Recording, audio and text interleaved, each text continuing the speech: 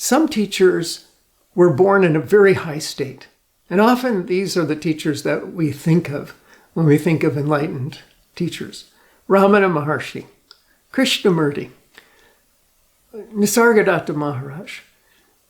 They were born very high, and so they just had to do a little practice, and boom, they were enlightened. Okay? And in some cases, then they continued to practice, to deepen and consolidate that enlightenment, that realization of the self, of Brahman.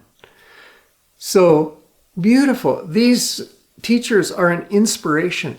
However, because they were born in such a high state, they didn't have to do all the practices that most of us have to do to come up to that same level. And so this is one thing about myself.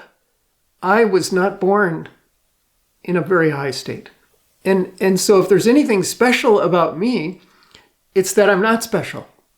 And that meant that I had to dive into these practices, and I always was very motivated to get the most out of the time I spent meditating. So I explored all kinds of practices from various traditions. I was not bound to any particular tradition or lineage.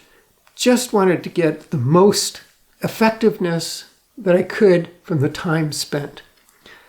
And as a result of not being special and yet being dedicated to my spiritual goal, I accumulated a lot of knowledge of different practices. And so now I can share that with people like me who also were not born next to enlightenment. They were born at the state that most of us were born in.